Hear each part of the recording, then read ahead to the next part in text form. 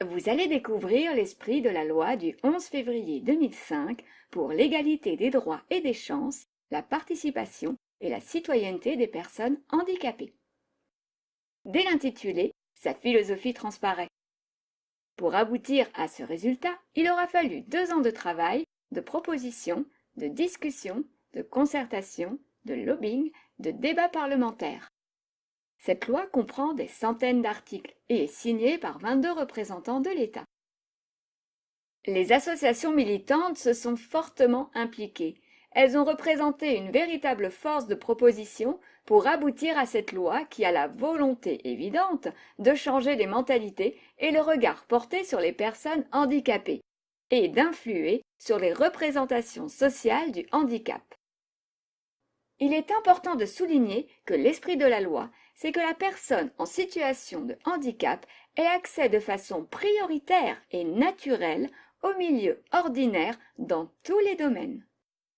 Premièrement, on ne prend plus en charge le handicap, une notion influencée historiquement par la fonction des éducateurs spécialisés. Mais on le prend en compte. Deuxièmement, on ne parle plus d'intégration, mais d'inclusion.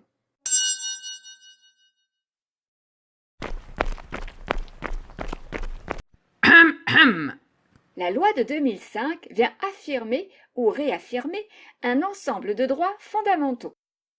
Elle a pour objectif de donner les conditions favorables aux personnes handicapées à l'exercice de la citoyenneté et plus largement à la participation à la vie sociale. En cela, elle œuvre donc pour l'égalité des droits et des chances.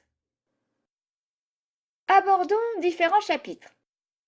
Le droit à compensation, c'est la grande nouveauté de la loi. Ce droit garantit le libre choix de son projet de vie, un choix fait par la personne handicapée. L'intégration scolaire, c'est la possibilité pour un enfant en situation de handicap d'être scolarisé en milieu ordinaire avec un projet personnalisé de scolarisation, le PPS. L'accès à la formation de droit commun permet de bénéficier d'aménagements particuliers. Le renforcement de l'accessibilité est le principe réaffirmé d'accessibilité généralisée pour tous, quel que soit le handicap. Pour autant, les objectifs à l'échéance de décembre 2015 pour une mise en conformité ne sont pas atteints. Néanmoins, l'objectif d'accessibilité est maintenu.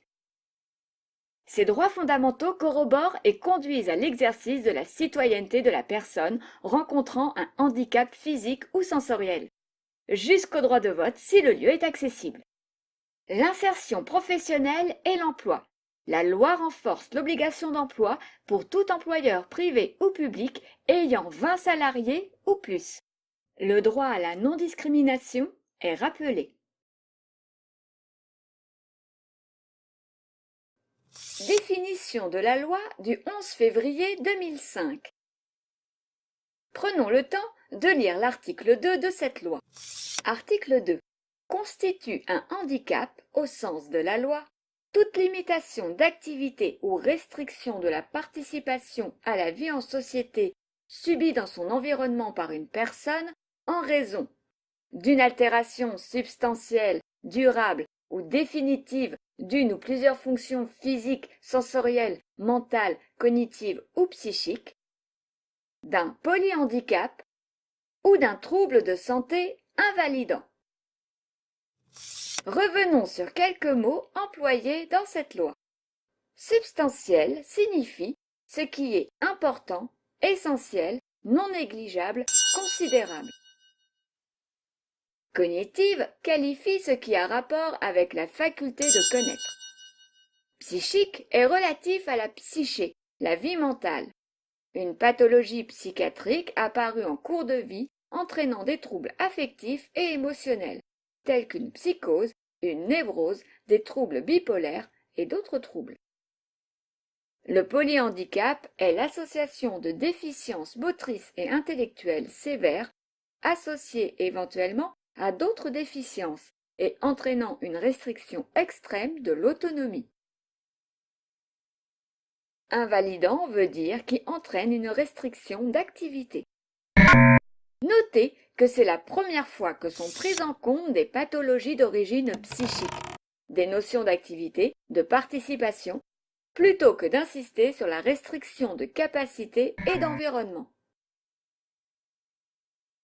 L'esprit de la loi, c'est qu'une approche individuelle des problématiques doit prévaloir, ainsi que le milieu ordinaire.